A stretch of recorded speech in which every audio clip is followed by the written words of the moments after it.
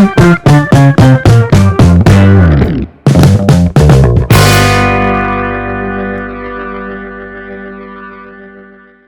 right, so let's dive into this, huh?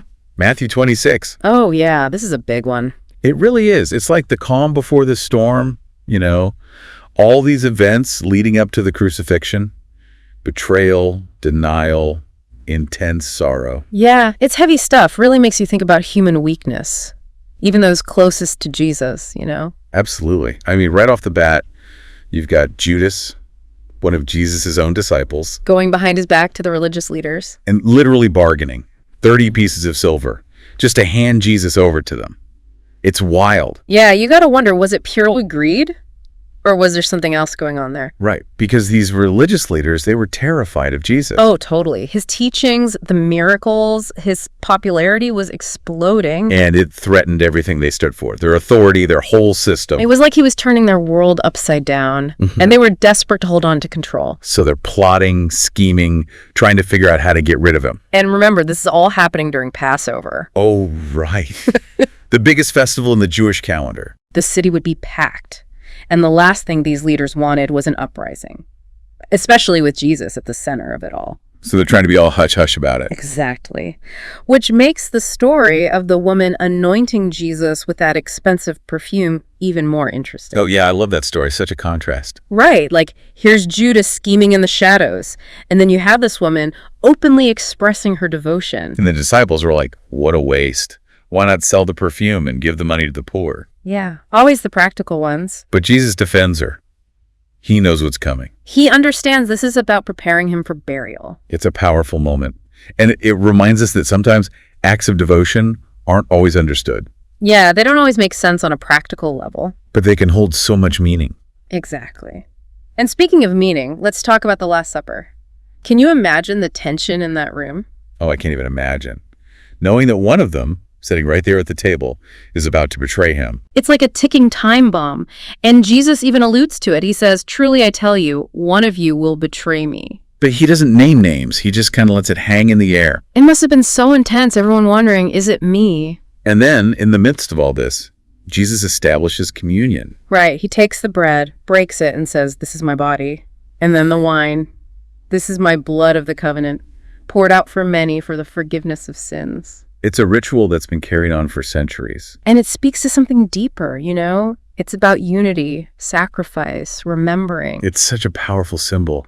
But even with all this weighing on him, Jesus still seeks comfort. He goes to the Garden of Gethsemane to pray, and he's overwhelmed with sorrow. He even asks God, if it's possible, let this cup pass from me. It's a very human moment. Facing death, feeling that fear, that anguish. It's raw and honest. He's not putting on a brave face. But ultimately, he surrenders.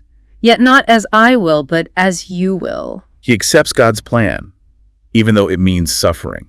It's a powerful example. It really makes you think, how do we face our own Gethsemanes? Those moments where we have to let go, even when it's scary. It's a question we all have to grapple with at some point.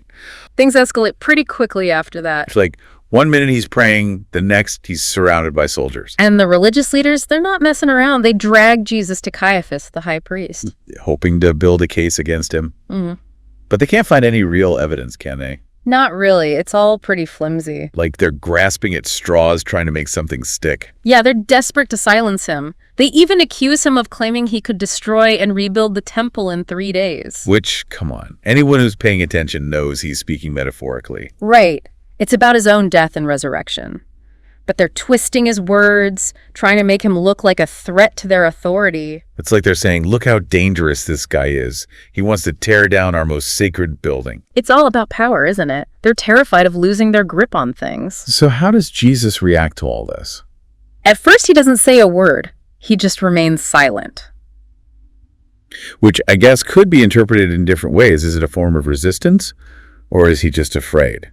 It's an interesting question. But then the high priest demands an answer. Are you the Messiah, the Son of God? And that's when Jesus breaks his silence. In a big way. He says, you have said so. Whoa. He's not holding back. Nope.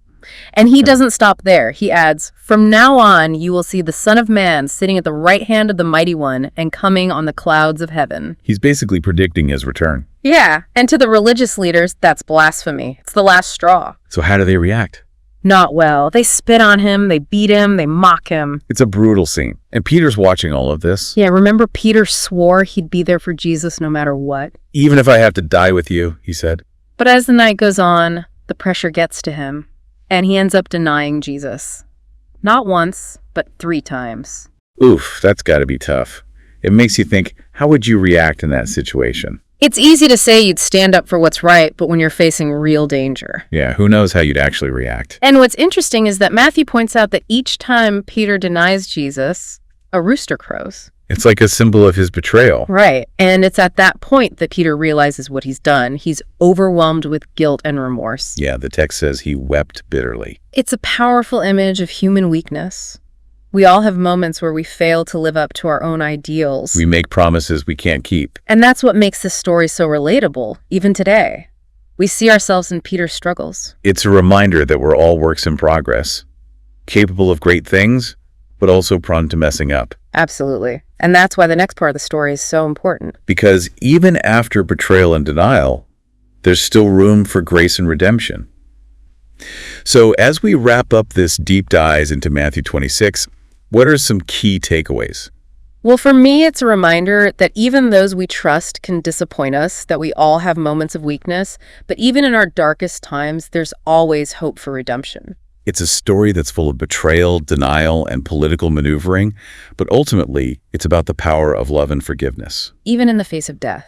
It's a lot to process, but it's a story that continues to resonate thousands of years later. Thanks for joining us on this journey through Matthew 26. We'll see you next time for another deep dive. Until then, keep seeking, keep questioning, and keep exploring.